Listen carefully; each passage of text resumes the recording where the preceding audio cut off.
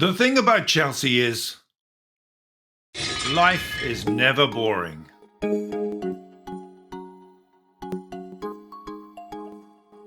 Hey chaps, welcome back to Proper Chels.tv, your one-stop Chelsea news channel. I'm your host, as always, Logan Blue.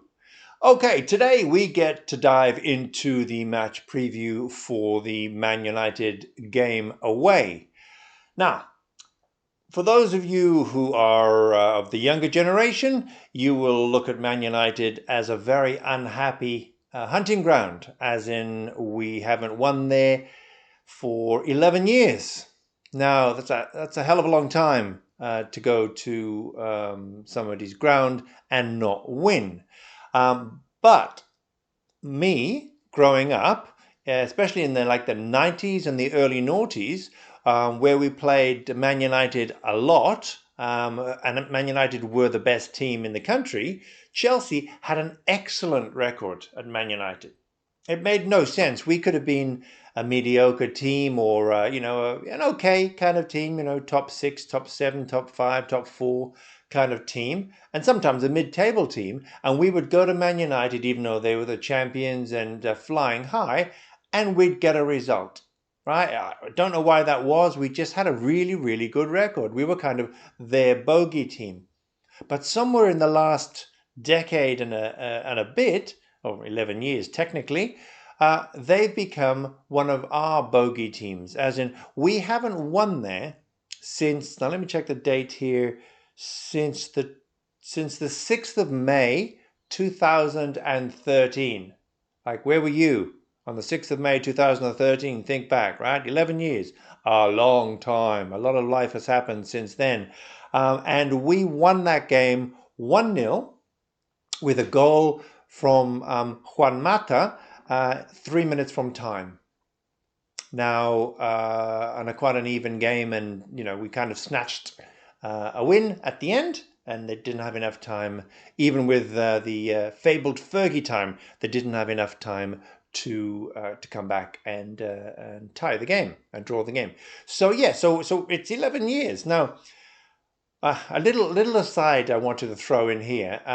For those of you who remember Juan Mata, he played nearly a decade at Man United after he left Chelsea. So he is technically a much more a Man United player than a Chelsea player. But he didn't win anything with Man United, right?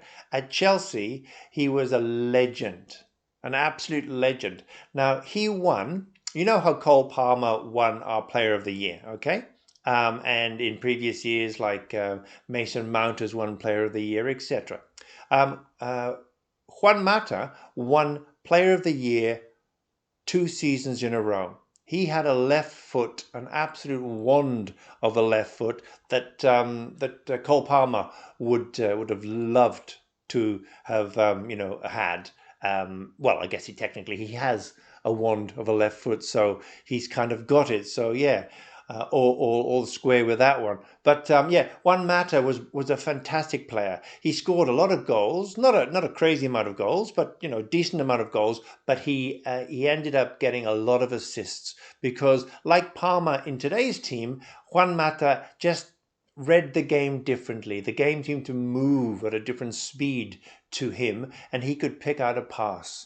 The only player that comes close to him in my recollection is Gianfranco Zola in the 90s, in the late 90s, and Fabregas in the noughties. Right, so Juan Mata was that good. On his day, he was unplayable. Now, a little, like I said, a little aside on Juan Mata before we dive into the Man United game. October 19 is my wedding anniversary. And the wife and I were in Sydney, staying at a very fancy hotel for our anniversary. We'd gone out to see a band that the previous on the night on the 19th, and on the morning of the 20th, the wife goes off to get the car from the car park. And I'm hanging around the lobby, just, biding time until she brings the car around. Now, I'm standing there, minding my business, and I start staring at this guy who is maybe, 3 meters away from me talking to a couple of people. And I'm looking at him and I'm going, nah, couldn't be. What the? Eventually, I didn't want to be rude because he was in the middle of a conversation, but I walked up to him and said, excuse me, sorry to interrupt, but you're not Juan Mata by any chance, are you?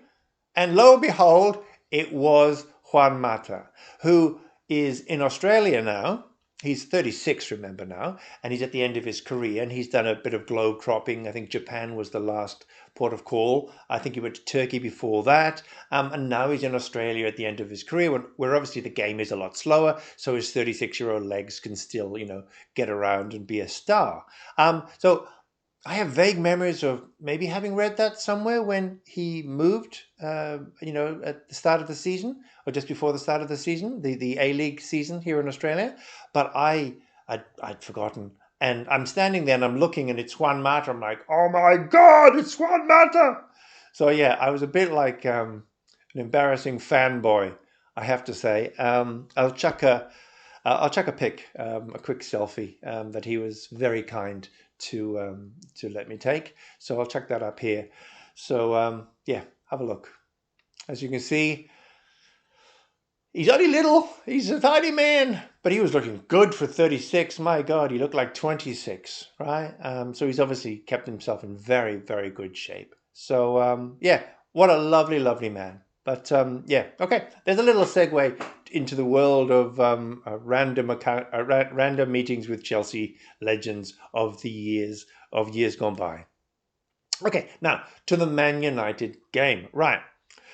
Let's have a look at the team selection, because this team selection kind of picks itself, but not as much as maybe we would have thought in some of the games past, due to the odd decisions Enzo has been making with people playing out of position, etc. So, okay, here we go. Right, so Sanchez is in goal. Again, I don't really want him in goal, but our backup keeper in the Conference League hasn't exactly been fantastic. I mean, he's not been awful, but he's, if you want to win the first team, shirt, you need to be amazing. And he's been like, okay, like the odd flap, but by and large reasonably solid, but nothing spectacular. So backup he stays, and Sanchez is our number one, as much as we would like to think that we could get a better goalkeeper to help us win titles. He's the best we've got at the minute by the looks of it. Okay, so on the left, I've got Cucurella. Now, Cucurella has got to come back in. I know he just played 60 minutes in that horrible Newcastle game. Apologies for not getting to cover that, but life was just a bit crazy midweek. I just didn't have a chance to make the videos. But I definitely want Cucurella to come back in as the starting A-team left back. I know other people can play there, but let's get back to winning ways and have Cucurella play where he's the best player in our squad. Okay, I've got Colwell and Fofana next to him. They're the best central defenders we've got. Again, they're not as brilliant as we want them to be, although they are certainly getting better and starting to become a better pairing. But as you can see from our B team, in the League Cup, when we lost to Newcastle, our backups are just not very good, man. Not very good at all. So yeah, Fofana and Colwell are the best of the bunch by far. And on the right, I've got James at right back. Now, that's harsh on Gusto, who hasn't put a foot wrong. But yeah, I just want people playing in position because that's where we'll get the best results. In the middle of the park, I'm sticking with Caicedo and Lavia, who is my central defensive pivot of choice, because I think Enzo, sorry mate, you're in the B team at the minute, and unless you really step up your game, I think Enzo should stay there. And there's been a bit of a rumor that we could potentially swap Tchouaméni with Enzo with Real Madrid for like a cash and player kind of swap, and I'd be all in for that. I thought yeah, I really wanted to get him when he went to Real Madrid. I think he'd be although he fits a mold of a player we've already got, so I'm not sure we necessarily need him. But we need a central midfielder. So if we're going to swap Enzo with somebody, I think he would be fantastic to swap with him. He is a French international, of course. Up front, I've got Madueke, Palmer, and Neto in the front three. As before, I would have been tempted to play Sancho, but he's on loan and has been sick, apparently, and has been out of the team for 3 or 4 games anyway, so maybe he's not up to match fitness. But I suspect if we could have played him, we would have played him because he's got something to prove against Man United and would love nothing better than scoring at Old Trafford. But Neto has been in blistering form, so it's great to have him in there. And with Madueke and Neto and Jackson, of course, up front, we've got a very, very fast attack. And I suspect we will get to hit Man United on the counter quite a bit in this game. Now, I suspect Man United, because they've just changed their manager, they've got a temporary manager, of course, sitting in the dugout for our match. Fortunately, we're quite happy with that because, you get that new manager bounce. But we've got a team that is unshackled. With the previous Dutch manager, of course, the team just played a very counter-attacking, very, trying to be defensively solid but never being defensively solid kind of game, and letting the opposition have the ball. Now, I suspect with the new manager kind of looking on, he's still with Sporting, so he can't. Amorim can't come until the 11th, which is I think the Ipswich game, by the sounds of what I've read. Okay, so it's great for us because he's not sitting in the dugout, so we don't get the full manager bounce against us, which often can make players really, put in an extra shift because they want to impress the new manager. Now, they still want to impress the new manager, but I don't think the effort or the tactics will be what it would have been if we were playing there with Amorim in the dugout, right? I think this is kind of a bit like, well, we like the guy who's in the dugout, but he's not really the guy who's going to be in the dugout. So, I mean, I'm playing for my place, but, a lot goes through the players' heads. So I think the crowd will be up for it, right?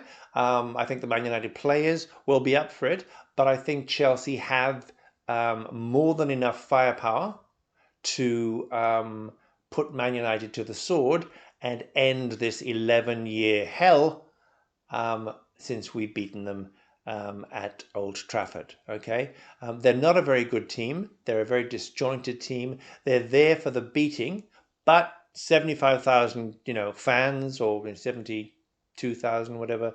I think we get 3,000 in the away end, but like 70,000 plus fans roaring them on.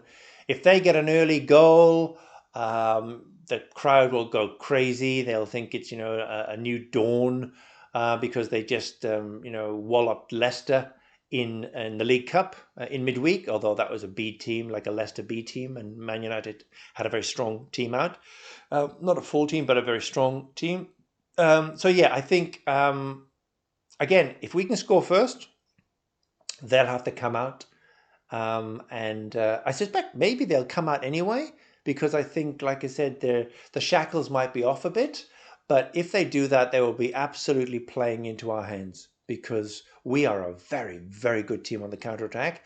And as I've said in previous videos, it's our natural it's a natural thing for Chelsea. It's in our DNA to be that, counter-attacking team. And I love those blistering goals where we just go from back to front in a heartbeat and the ball's in the back of the net and the opposition are going, well, what the hell just happened? We were down there a minute ago and now look at us, right? So anyway, so my score prediction is going to be Man United 0, Chelsea 2, right? A clean sheet. I know that's like, I don't know, trying to find a needle in a haystack or getting blood from a stone. Pick your idiom of choice where it comes to Chelsea, because we're not really good at the minute with getting clean sheets. But I'd like to think that we've got a couple of goals in us, and I don't think Man United will get a couple of goals. They may get one back. I mean, it could be a 2-2 draw. I can't see us losing the game, put it that way. But I think we've got the wind in our sails. You know, after the Newcastle game, the Saturday game, the A team, you know, game against Newcastle, and our game against Liverpool, which we lost, we were still pretty solid and commanded most of the game. We just didn't really make many chances. So I think we'll get lots of chances because the Man United defense is very porous. So yeah, there's my prediction. Should be a fun match, like an open match, really good one for the neutral. Wouldn't be surprised if it was like 4-2 or something and went crazy. But let's hope for a 2-0 away win and finally putting the ghosts of Man United Old Trafford to bed with an away victory. Okay, then, that's all the news that's fit to print, and quite a bit that isn't. As always, thank you again for watching. Don't forget to like and subscribe, and God bless, look after yourselves, and I'll see you in the next one.